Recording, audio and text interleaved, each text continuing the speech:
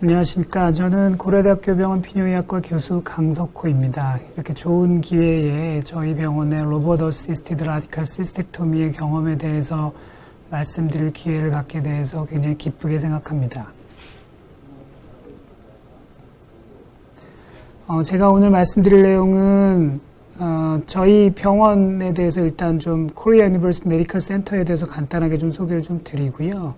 그 다음에 저희 병원의 월드 클래스 로봇 서저리 센터의 서전들에 대해서 간단하게 소개를 좀 드리겠습니다. 그리고 블래더 캔서와 로봇 어시스티드 라디칼 시스텍토미, 특히 토탈 인트라코포럴 유리나리 다이버전에 대해서 말씀드리도록 하겠습니다.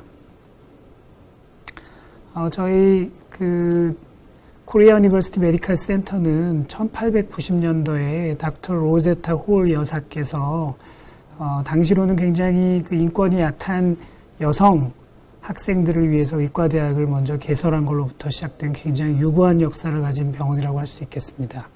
1938년도에 경성여자의과대학으로 발전을 했고요. 1971년도에는 현재 코리아 유니버시티에 합병이 돼서 저희들이 코리아 유니버시티 메디컬 스쿨로 지금 활동을 하고 있습니다. 2007년도에 저희 로봇이 지금은 현재는 2대인데 2007년도에 저희가 첫 번째로 아시아에서 그리고 국내에서 한국에서 두 번째로 저희들이 도입을 했고요. 2009년도에는 JCI라는 안전한 인증 병원에 수차례 처음으로 통과를 하게 되었습니다. 저희 코리아 유니버시티 메디컬 센터는 3개의 안암병원, 구로병원, 안산병원이라는 3개의 메인 하스피탈로 이루어져 있고요. 안암병원이 1000베드, 구로병원이 1000베드, 안산병원이 한 700베드 정도, 토탈로 약 3000베드 정도의 굉장히 대규모 그런 메디컬 센터를 구축하고 있습니다. 그리고 의사와 간호사와 그런 파라메디슨들을 포함해서 메디컬 스태프들이 약 7,000명 정도 근무하는 굉장히 대단히 매머드 하스피탈이 되겠습니다. 이게 안암병원 전경이 되겠고요. 구로병원, 그 다음에 안산병원 전경이 되겠습니다.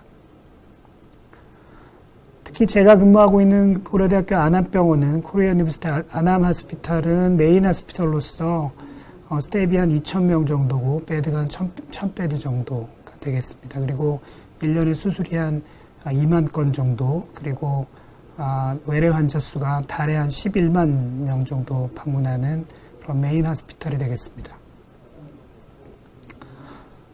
최첨단 그런 장비들을 모두 다 보유하고 있고요.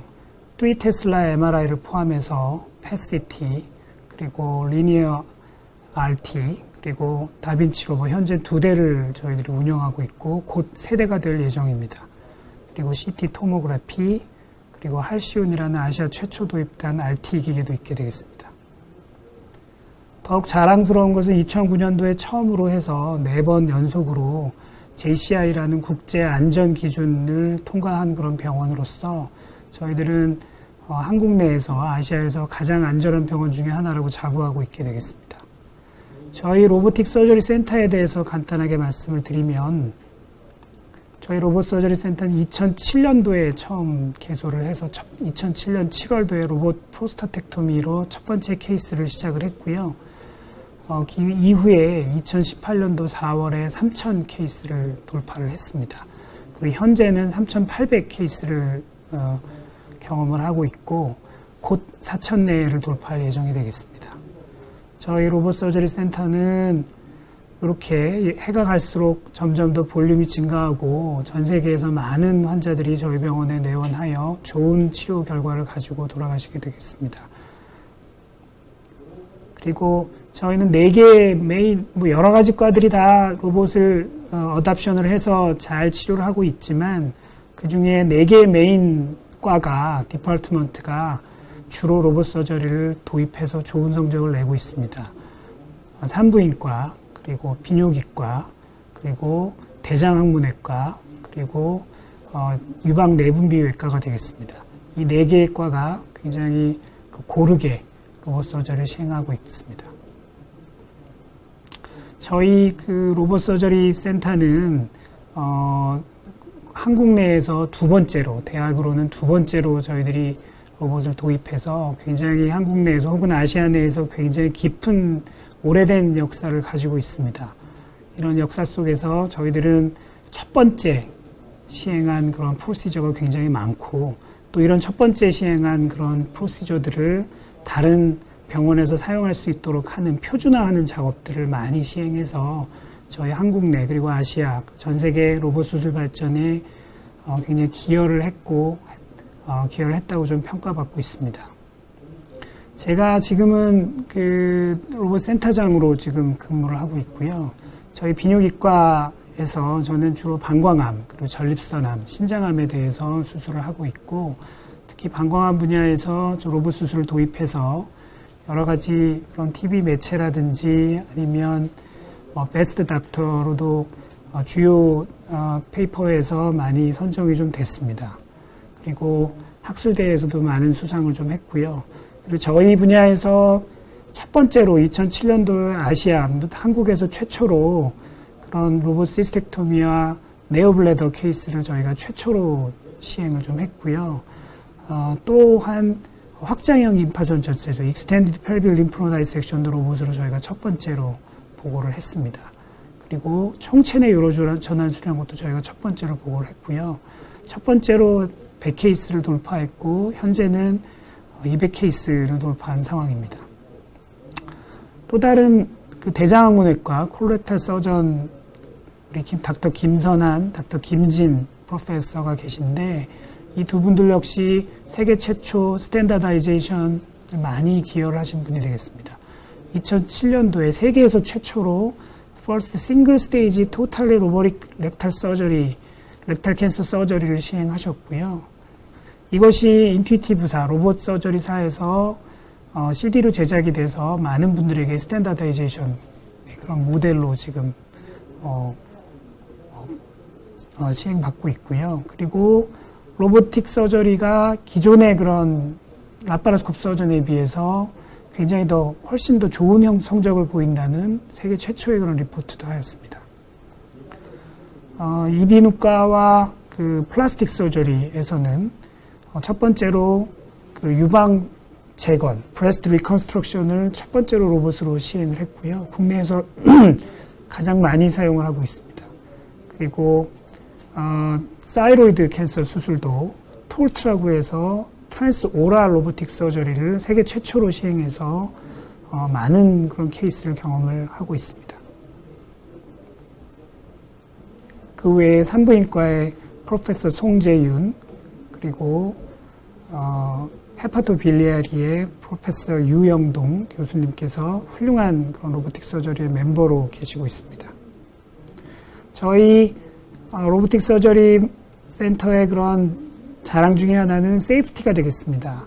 저희가 JCI도 통과를 했지만 보통 로봇 서저리를 하다가 오픈과 라파로스콥 서저리로 컨버전 되는 레이트가 보통 한 1, 2% 정도 되는데 저희는 0.1% 이하로 매우 안전하고 수술 중에 3,000례 중에서 단 한 케이스도 메이저 베스큘라 인저리나 이머전트 컨버전이 없는 응급 상황이 없는 매우 안전한 수술을 하는 병원으로 알려져 있습니다. 다음으로는 블라더 캔서와 로봇 시스텍토미에 대해서 말씀을 좀 드리겠습니다. 유럴로지의 캔서는 키드니 캔서, 블래더 캔서, 프로스테이트 캔서가 메인이 되겠습니다. 저는 오늘 블래더 캔서에 대해서 주로 말씀을 드릴 거고요. 블래더 캔서는 주로 60, 70대에 주로 많이 생기게 되고 남성 중에는 전 세계적으로 4위에 해당하고 여성 중에는 10위 밖에 조금 드뭅니다. 방광암은 주로 한 3분의 2 정도는 non-muscle invasive bladder cancer.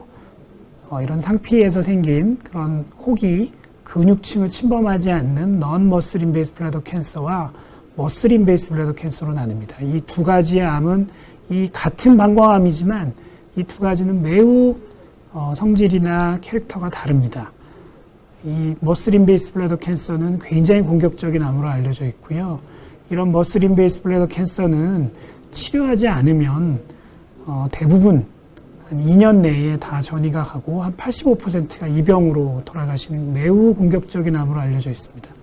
이런 매우 공격적인 머슬 인베이스 블래더 캔서의 표준 치료는 골드 스탠더드 트리트먼트는 라디컬 시스텍토미와 노드 디섹션이 되겠습니다.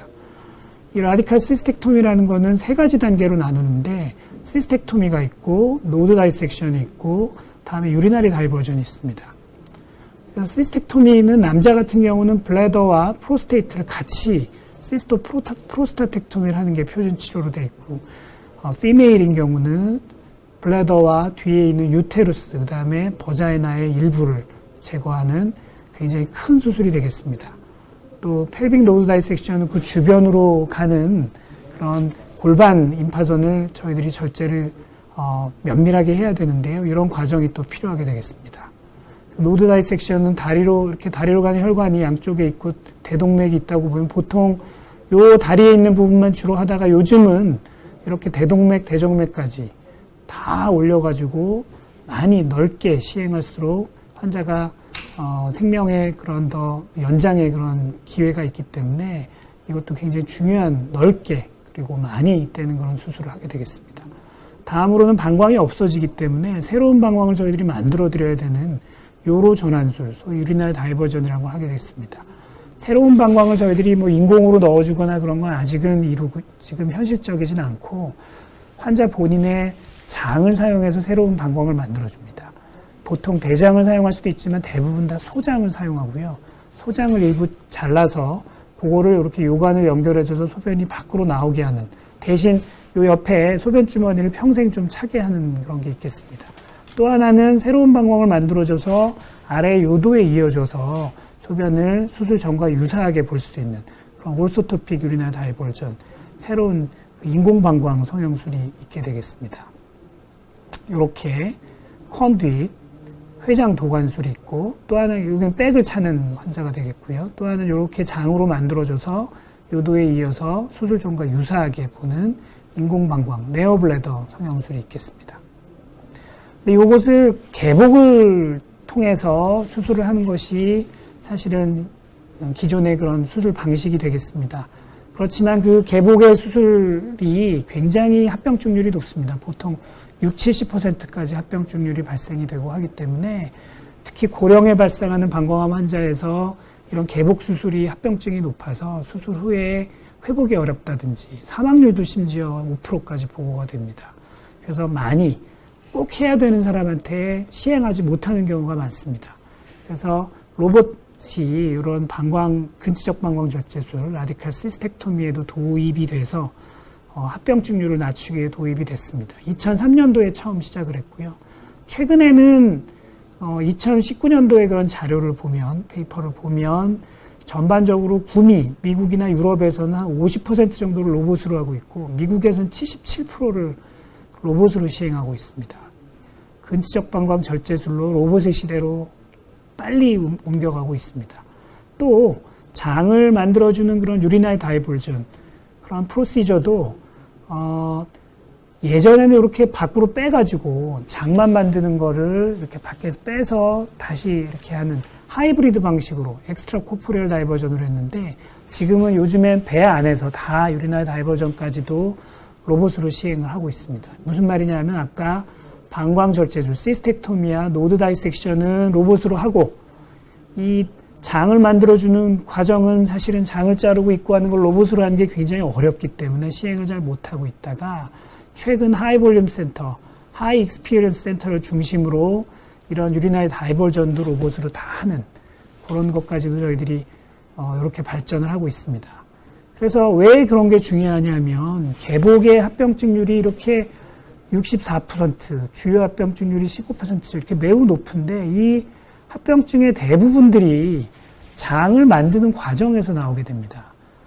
방광을 절제하거나 노드 다이섹션을 할 때는 합병증률이 이렇게 높지 않은데 장을 만드는 과정에서 개복으로 하면서 장이 바깥에 노출되면서 합병증이 생기는데 그 부분을 로봇으로 하지 않기 때문에 로봇의 장점을 극대화할 수가 없었습니다.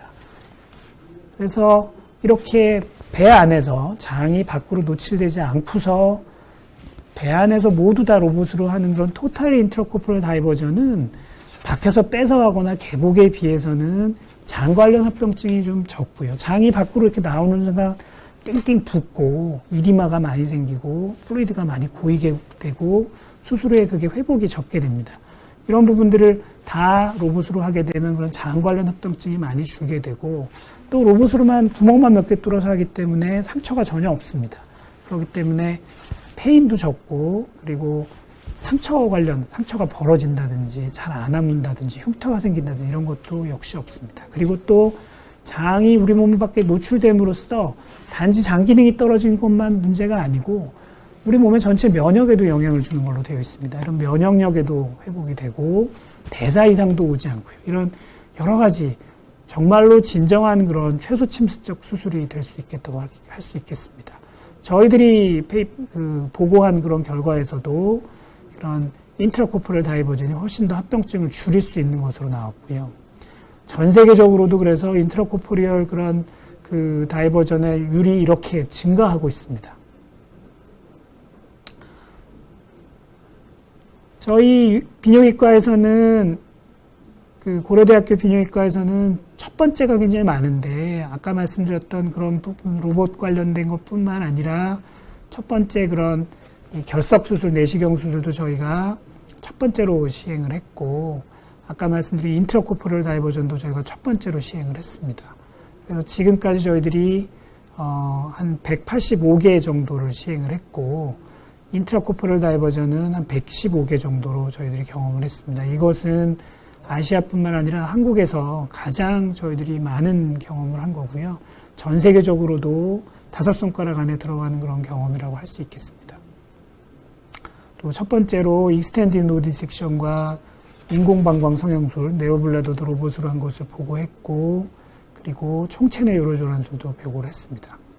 이런 것들을 통해서 저희 팀이 이런 그 교과서, 스프링거라든지 엘스비어의 유수한 전 세계 그런 교과서에 저희들이 로봇 서저리 방광암, 로봇 시스텍토미 세션을 저수를 여러 번 수차례 좀 시행을 했습니다. 네, 지금까지 로봇 라디칼 시스텍토미 앤 토탈 인트라코퍼럴 다이버전에 대해서 저희 코리아 유니버시티 익스피리언스에 대해서 말씀드렸습니다. 네, 경청해 주셔서 감사합니다.